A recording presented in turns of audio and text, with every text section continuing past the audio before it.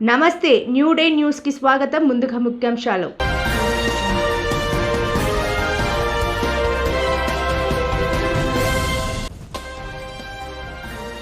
Arabia సముద్రంలో 1800 కోట్ల విలువైన డ్రగ్స్ ను స్వాధీనం చేసుకున్న Indian coast guard.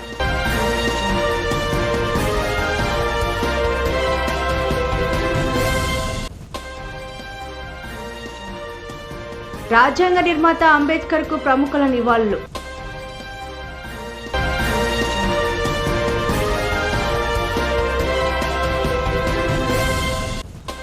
Ambedkar కళలన్నీ Congress వల్లే నాశనం, స్వార్థం కోసం వక్ఫ్ రూల్స్ చేంజ్ మోదీ.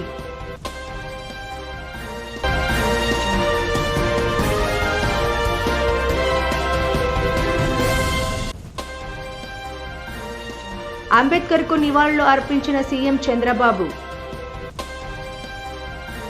భారత రాజ్యాంగ నిర్మాత డాక్టర్ బిఆర్ అంబేద్కర్ జయంతి నేడు. ఈ సందర్భంగా పార్లమెంట్ ఆవరణలో ఘనంగా అంబేద్కర్ 135వ జయంతి వేడుకలు నిర్వహించారు. పలువురు ప్రముఖులు పాల్గొని అంబేద్కర్కు నివాళులు అర్పించారు. రాష్ట్రపతి ద్రౌపది ముర్ము, ఉపరాష్ట్రపతి జగదీప్ ధన్కర్, ప్రధానమంత్రి నరేంద్ర మోదీ, లోక్సభ స్పీకర్ ఓం బిర్లా, కేంద్ర మంత్రులు జేపీ నడ్డా, కిరణ్ రిజిజు, అర్జున్ రామ్ మేఘ్వాల్, పీయూష్ గోయల్, కాంగ్రెస్ అగ్రనేతలు సోనియా గాంధీ, మల్లికార్జున ఖర్గే, రాహుల్ గాంధీ, ఢిల్లీ ముఖ్యమంత్రి రేఖా గుప్తా సహా పలువురు కేంద్ర మంత్రులు, ఎంపీలు అంబేద్కర్కు ఘనంగా నివాళులు అర్పించారు. మరోవైపు ఇవాళ అంబేద్కర్ జయంతిని పురస్కరించుకొని దేశవ్యాప్తంగా స్కూళ్లు, కాలేజీలు, ప్రభుత్వ కార్యాలయాలు, బ్యాంకులకు సెలవు ప్రకటించారు. గుజరాత్ రాష్ట్రంలో భారీగా డ్రగ్స్ పట్టుబడ్డాయి. దేశంలోకి భారీ స్థాయిలో మాదక ద్రవ్యాలను అక్రమంగా తరలించేందుకు స్మగ్లర్లు చేసిన ప్రయత్నాలను తీరా గస్తీ దళం భగ్నం చేసింది. 1800 కోట్ల విలువైన 300 కిలోల డ్రగ్స్ను స్వాధీనం చేసుకుంది. అరేబియా సముద్రంలో భారత సముద్ర జలాల సరిహద్దు వద్ద గుజరాత్ యాంటీ టెర్రరిస్ట్ స్క్వాడ్, భారత తీర గస్తీ దళం ఈ నెల 12, 13 అర్ధరాత్రి వేళ సంయుక్తంగా ఆపరేషన్ చేపట్టాయి. ఈ క్రమంలో ఓ బోటు కదలికలు అనుమానాస్పదంగా ఉండటంతో దాని దగ్గరకు వెళ్లాయి. కోస్ట్ గార్డ్ నౌకను చూడగానే బోటులోని స్మగ్గర్లు తమ వద్ద ఉన్న సరుకును సముద్రంలో పడేసి పారిపోయారు.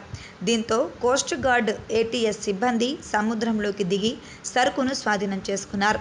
అందులో 300 కిలోలకు పైగా నిషేధిత మెథాంఫెటిమిన్ ఉన్నట్లు గుర్తించారు. పట్టుబడిన డ్రగ్స్ విలువ 1800 కోట్లకు పైనే ఉంటుందని కోస్ట్ గార్డ్ అధికారులు తెలిపారు. తదుపరి దర్యాప్తు నిమిత్తం స్వాధీనం చేసుకున్న ఆ డ్రగ్స్ను యాంటీ టెర్రరిస్ట్ స్క్వాడ్కు అప్పగించినట్లు తీర గస్తీ దళం ఓ ప్రకటనలో వెల్లడించింది. కాంగ్రెస్ పార్టీ వక్ఫ్ రూల్స్ ను తమ సామర్థ్యానికి మార్చేసిందని కాంగ్రెస్ పార్టీపై ప్రధానమంత్రి నరేంద్ర మోదీ తీవ్ర విమర్శలు చేశారు. వక్ఫ్ సవరణ చట్టాన్ని వ్యతిరేకించిస్తున్న కాంగ్రెస్ పార్టీ ఓటు బ్యాంక్ వైరస్ను వ్యాప్తి చేసిందని మండిపడ్డారు.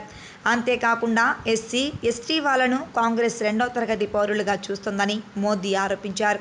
హర్యానాలో పర్యటించిన మోదీ సోమవారం హిసార్ విమానాశ్రయం నుంచి అయోధ్యకు తొలి వాణిజ్య విమానాన్ని ప్రారంభించారు. హిసార్ ఎయిర్పోర్టులో కొత్త టెర్మినల్, ఇతర అభివృద్ధి ప్రాజెక్టులకు శంకుస్థాపన చేశారు. ఈ సందర్భంగా అక్కడ ఏర్పాటు చేసిన బహిరంగ సభలో ఈ మేరకు వ్యాఖ్యలు చేశారు. వక్ఫ్ పేరుతో భారత్లో లక్షల హెక్టార్ల భూమి ఉంది.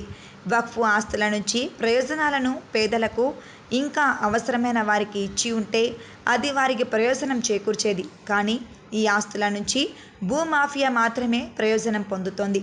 ముస్లిం నవతరం సైకిళ్లకు ఫంక్షన్లు వేసుకొని బతకాల్సిన పని లేదు.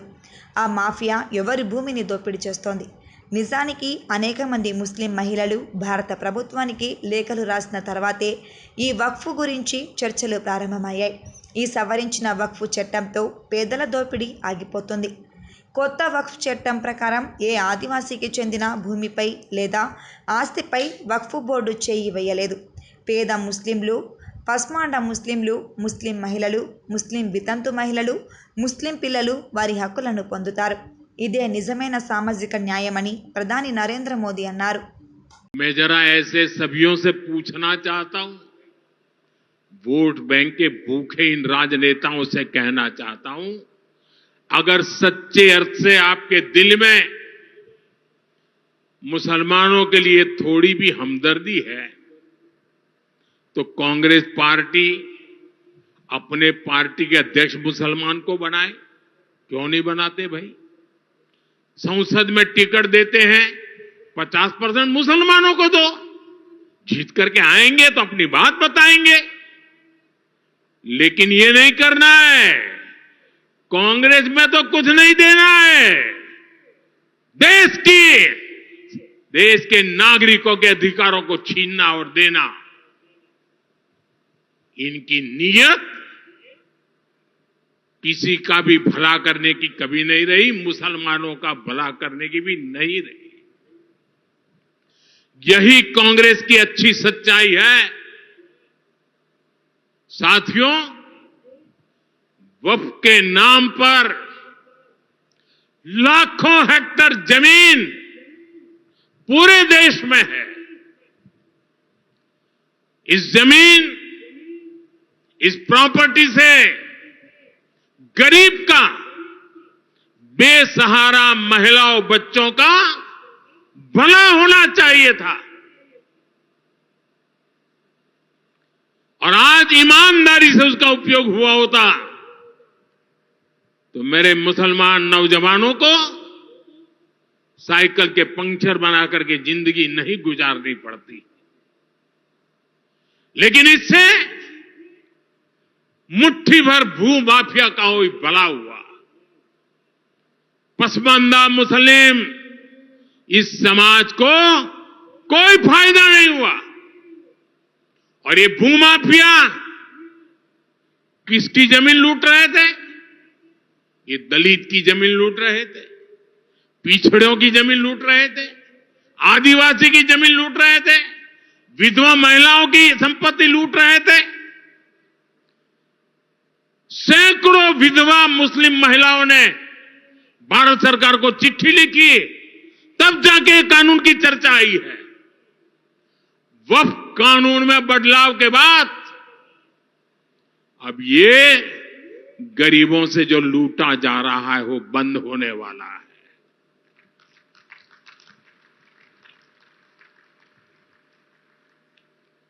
और सबसे बड़ी बात, हमने एक बहुत बड़ा जिम्मेदारीपूर्ण महत्वपूर्ण काम किया है। हमने इस वक्फ कानून में एक और प्रावधान किया है। अब नए कानून के तहत, वक्फ के कानून के तहत, किसी भी आदिवासी की जमीन को हिंदुस्तान के किसी भी कोने में आदिवासी की जमीन को, उसके घर को, उसकी संपत्ति को एक वक्फ बोर्ड हाथ भी। గుంటూరు జిల్లాలో సీఎం చంద్రబాబు పర్యటిస్తున్నారు. అంబేద్కర్ జయంతి సందర్భంగా నివాళులు అర్పించారు. జిల్లాలోని పొన్నేకల్లు మండల పరిషత్ ప్రాథమిక పాఠశాలలో బహిరంగ సభలో సీఎం చంద్రబాబు పాల్గొన్నారు. గ్రామంలో అభివృద్ధి పనులకు ముఖ్యమంత్రి శంకుస్థాపన చేశారు. అంబేద్కర్ చిత్రపటాల ప్రదర్శనను చంద్రబాబు తిలకించారు. స్వయం సహాయక సంఘాల మహిళలతో చంద్రబాబు మాట్లాడారు.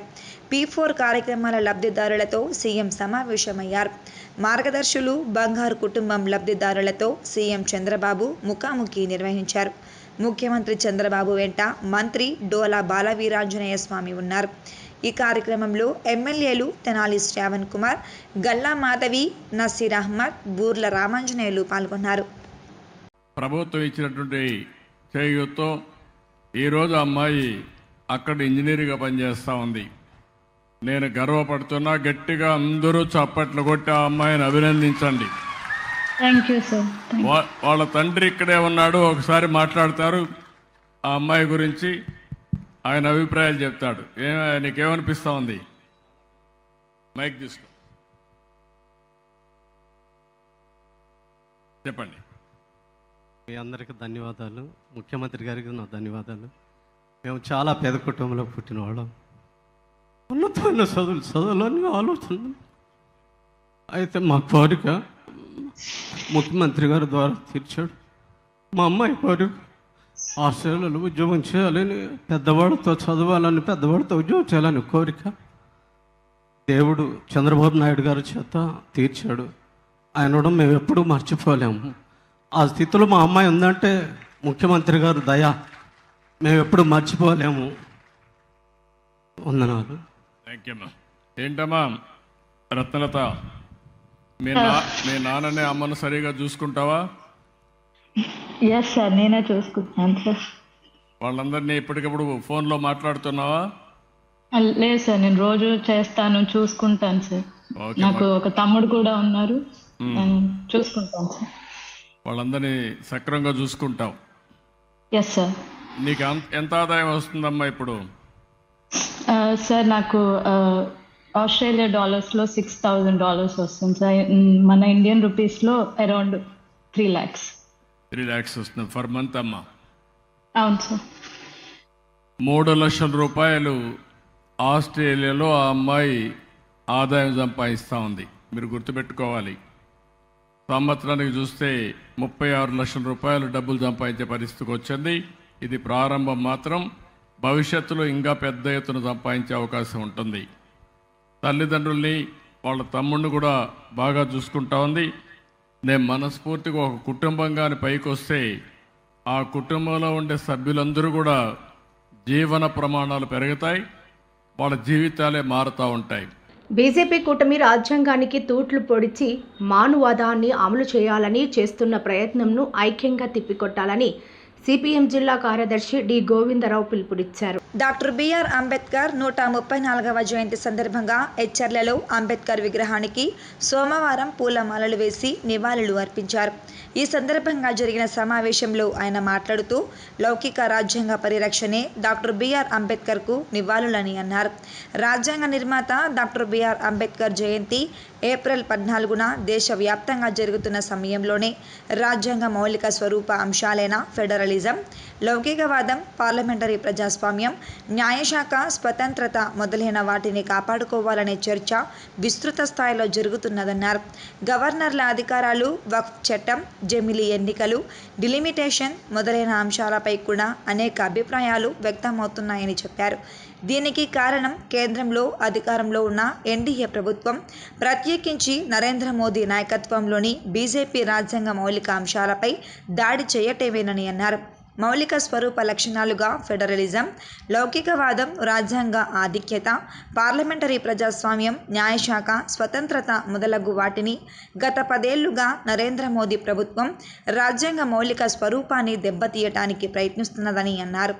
దేశవ్యాప్తంగా మతతత్వాన్ని రెచ్చగొట్టి ప్రజలలో మతపరమైన విభజన తేవటానికి ప్రయత్నాలు చేస్తున్నారన్నారు. చరిత్రను వక్రీకరించి మతపరమైన భావజాలంతో సిలబస్ను, పాఠ్య పుస్తకాలను రూపొందిస్తున్నారని తెలిపారు. డాక్టర్ అంబేద్కర్ రాజ్యాంగ రచన సమయం నాటికి 60 దేశాల రాజ్యాంగాలను తులనాత్మక అధ్యయనం చేశారన్నారు. ఈ కార్యక్రమంలో ఎచ్చర్ల గ్రామ సర్పంచ్ టి లక్ష్మణరావు, సిఐటియు జిల్లా ప్రధాన కార్యదర్శి పి తేజేశ్వరరావు, రైతు సంఘం జిల్లా కార్యదర్శి K Mohan Rao, AP బీసీఎల్ hamalis union రాష్ట్ర ఉపాధ్యక్షులు డి బంగారాజు, సంఘాల నాయకులు లక్ష్మణరావు, ఎన్ రమణ, రాము, గోవింద్ తదితరులు పాల్గొన్నారు. మంచి అలవాట్లతో సంపూర్ణ ఆరోగ్యం కలుగుతుందని, ఆరోగ్యానికి మించిన సంపద లేదని, పొగ త్రాగడం, ఆల్కహాల్ సేవించడం ఆరోగ్యానికి హానికరమని జేసీ కూనా అనిల్ అన్నారు. ఎచ్చర్ల మండలం కుంచాల కూర్మయ్య గ్రామంలో జేసీఐ శ్రీకాకుళం మెయిన్ అధ్యక్షులు కూనా అనిల్ ఆధ్వర్యంలో ఉచిత మెగా వైద్య శిబిరాన్ని నిర్వహించారు. ఈ సందర్భంగా ఆయన మాట్లాడుతూ ఉచిత మెగా వైద్య శిబిరానికి విశేష స్పందన లభించిందని, ఇందులో భాగంగా గ్రామస్తులు, పరిసర ప్రజలు పాల్గొని బీపీ, షుగర్ పరీక్షలను చేయించుకున్నారని, అనంతరం వారికి అవసరమైన మందులను సైతం ఉచితంగా అందించామన్నారు. అలాగే 4,000 రూపాయల విలువ గల ఉచిత పాప్ స్మియర్ పరీక్షలను కూడా నిర్వహించామన్నారు. వైజాగ్ మెడికవర్ ప్రముఖ వైద్యులు, రేడియేషన్ ఆంకాలజిస్ట్ వెంకట్ సాంబశివరావు మాట్లాడుతూ అధిక మూత్రము, నీరసము, ఎక్కువ బరువు కలిగి ఉండటం, అస్వభావానికి దాహము, వాంతులు, కాళ్ళ చురుకులు, స్పర్శ జ్ఞానము తగ్గుట, అసాధారణ ఆకలి, నిద్రమత్తుగా ఉండుట, త్వరగా అలసట చెందుట, త్వరితముగా బరువు తగ్గుట, దురదలు, చర్మ వ్యాధులు, చిరాకు పడుట, చూపు సన్నగిల్లుట, త్వరగా మానని గాయములు, పుండ్లు లాంటి లక్షణాలు ఉంటే వైద్యులను సంప్రదించాలని, వారి సలహాతో మందులు వాడాలన్నారు. తీపి పదార్థములు, కొవ్వు పదార్థములు, తక్కువ గల ఆహార పదార్థములు తినాలన్నారు. ఆరోగ్యానికి మించిన సంపద లేదని, మంచి ఆహారపు అలవాట్లతో మంచి ఆరోగ్యం లభిస్తుందన్నారు. ఈ కార్యక్రమంలో మండల పరిధి గ్రామస్తులు, JCI zone coordinator Bendalam Varalakshmi, secretary Tammineni Usharani, Lavanya, Poshak Kumar, Medicover cancer hospital Vizag senior manager Gunasekhar సిబ్బంది పాల్గొన్నారు. ఏలూరు జిల్లా జీలుగుమిల్లి మండల కేంద్రంలో సమాజ స్థాపకుడు, దళిత బహుజన వర్గాల ఆశాజ్యోతి, భారత రాజ్యాంగ నిర్మాత, భారతరత్న డాక్టర్ బిఆర్ అంబేద్కర్ జయంతి సందర్భంగా ఆయన విగ్రహానికి పూలమాలలు వేసి జయంతి వేడుకలో పాల్గొన్న పోలవరం శాసనసభ్యులు చిర్రి బాలరాజు. ఈ సందర్భంగా ఎమ్మెల్యే మాట్లాడుతూ, ముందుగా ఈ జయంతిని ఇంత అద్భుతంగా నిర్వహించిన అంబేద్కర్ యూత్ కమిటీ, జీలుగుమిల్లి గ్రామ పెద్దలకు నా కృతజ్ఞతలు అని అన్నారు. ఇంతటి మహానుభావుడి ఆదర్శాలు, వారు చేసినటువంటి కృషి ఈరోజు మనం జ్ఞాపకం చేసుకోవడం చాలా అవసరమని అన్నారు. నేడు నియోజకవర్గంలో నేను ఇంతటి స్థాయిలో ఉండడానికి కారణం ఆయనే అని, నియోజకవర్గం, మండలం అభివృద్ధిలో నా స్థాయి శక్తుల కృషి చేస్తాను అని అన్నారు. తదనంతరం జగదాంబ ఆటో ట్రాలీ యూనియన్ వారు నిర్వహించేటువంటి ర్యాలీని జెండా ఊపి ప్రారంభించారు. ఈ కార్యక్రమంలో ఉమ్మడి పశ్చిమ గోదావరి జిల్లా జనసేన కార్యదర్శి గడ్డమనుగు రవి, మండల ప్రెసిడెంట్ పసుపులేటి రాము, సుంకవెల్లి సాయి, సిహెచ్ ప్రసాద్, మాజీ జెడ్పీటీసీ కాసిన రాజాబాబు, జీలుగుమిల్లి అంబేద్కర్ యూత్ గౌరవ అధ్యక్షులు కందుల ప్రకాష్ మాస్టర్, సతీష్, సిరిశెట్టి రాఘవులు, Arun Kumar, Ambedkar youth committee, NDA కూటమి నాయకులు, కార్యకర్తలు తదితరులు పాల్గొన్నారు.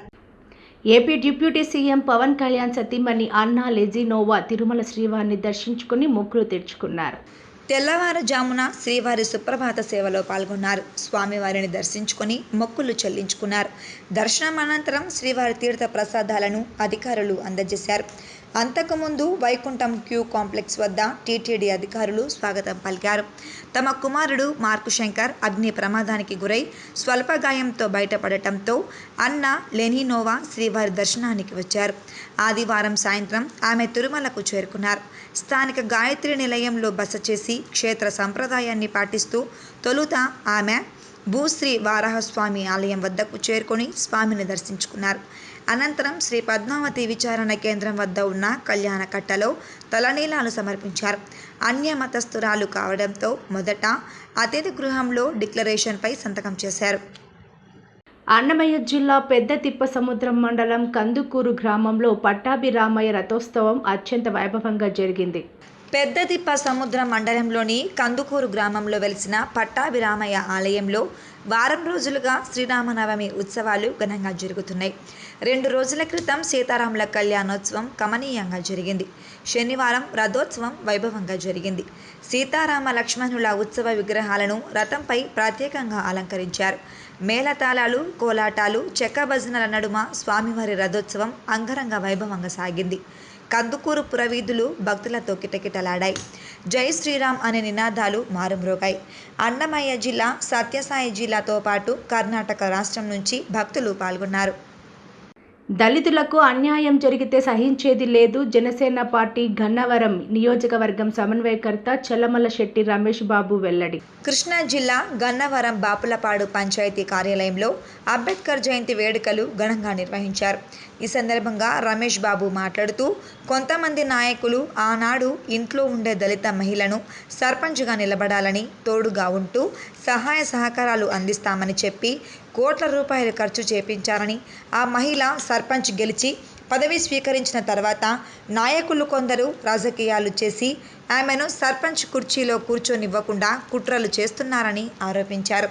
దళిత మహిళ అనే చులకనగా భావంతో ప్రవర్తిస్తున్నారని, సర్పంచ్కు అన్యాయం చేయాలని చూస్తే సహించేది లేదన్నారు. పెద్దలు, నాయకులు పద్ధతి మార్చుకోవాలని, లేదంటే ఈ విషయంపై తగు చర్యలు తీసుకుంటామని రమేష్ బాబు హెచ్చరించారు. రాజ్యాంగ నిర్మాత డాక్టర్ బిఆర్ అంబేద్కర్ ఆశయాలు కొనసాగిద్దాం వివిధ సంఘాల నాయకులు కోరారు. అన్నమయ్య జిల్లా తంబళ్లపల్లి నియోజకవర్గంలోని వివిధ మండలాల్లో డాక్టర్ బిఆర్ అంబేద్కర్ 134వ జయంతిని ఘనంగా నిర్వహించారు. వివిధ ప్రాంతాల్లో వివిధ పార్టీలకు చెందిన నాయకులు అంబేద్కర్ విగ్రహాలకు పూలమాలలు వేసి ఘనంగా నివాళులు అర్పించారు. ఈ సందర్భంగా పలువురు నాయకులు మాట్లాడుతూ అన్ని వర్గాల ప్రజల అభ్యున్నతికి డాక్టర్ బిఆర్ అంబేద్కర్ చేసిన సేవలను కొనియాడారు. అంబేద్కర్ ఆశయాల సాధనకు ప్రతి ఒక్కరూ అంకిత భావంతో కృషి చేయాలన్నారు. వివిధ పార్టీలకు చెందిన నాయకులు, ప్రజా సంఘాలకు చెందిన నాయకులు పాల్గొన్నారు. ఒడిశా రాష్ట్రం పూరీలోని ప్రముఖ జగన్నాథ ఆలయంలో ఊహించని ఘటన చోటు చేసుకుంది. ఎంతో పరమ పవిత్రంగా భావించే ఆలయ శిఖరంపై ఉన్న నీల చక్రంపై ఎగిరే పతిత పావన జెండాను ఓ గద్ద ఎత్తుకెళ్లిపోయింది. ఇందుకు సంబంధించిన దృశ్యాలు ప్రస్తుతం నెట్టింట వైరల్ అవుతున్నాయి. గోపురంపై ఉన్న జెండాను గద్ద తన నోట కరిచి ఆలయం చుట్టూ చక్కర్లు కొట్టింది. ఆ తర్వాత సముద్రం వైపు వెళ్ళిపోయింది. ఇది చూసిన భక్తులు ఒక్కసారిగా ఆశ్చర్యపోయారు. కొందరు ఆ దృశ్యాలను తమ కెమెరాల్లో బంధించి సోషల్ మీడియాలో పోస్టు చేయగా ప్రస్తుతం ఆ వీడియో వైరల్ అవుతోంది. ఆదివారం సాయంత్రం 5 గంటల సమయంలో ఈ ఘటన చోటు చేసుకున్నట్లు ప్రత్యక్ష సాక్షులు చెబుతున్నారు. అయితే ఈ ఘటనపై ఆలయ అధికారులు ఎలాంటి అధికారిక ప్రకటన జారీ చేయలేదు. కాగా పూరీకి వచ్చే భక్తులంతా తొలుత పతిత పావన జెండా దర్శనం చేసుకుంటారు. ఆ తర్వాత ఆలయంలో జగన్నాథుడి దర్శనం కోసం వెళ్తారు. ఆలయ శిఖరంపై ఎగురవేసే 14 మూరల పతాకాన్ని అర్చకులు ప్రతిరోజు మారుస్తారు. సాయంత్రం 5 గంటలకు కొత్త జెండా ఎగురవేస్తారు. భక్తులు సమర్పించే జెండాలను చక్రం దిగువన కడతారు. వార్తలు ముగించే ముందు ముఖ్యాంశాలు మరోసారి.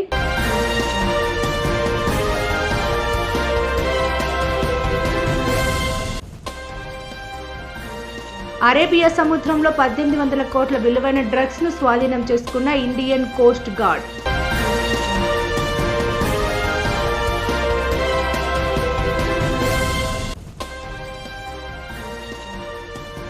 రాజ్యాంగ నిర్మాత అంబేద్కర్కు ప్రముఖుల నివాళులు.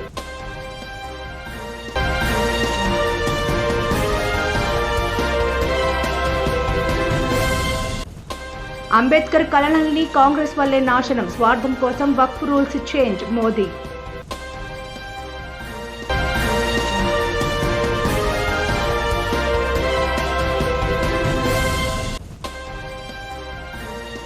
అంబేద్కర్కు నివాళులు అర్పించిన సీఎం చంద్రబాబు.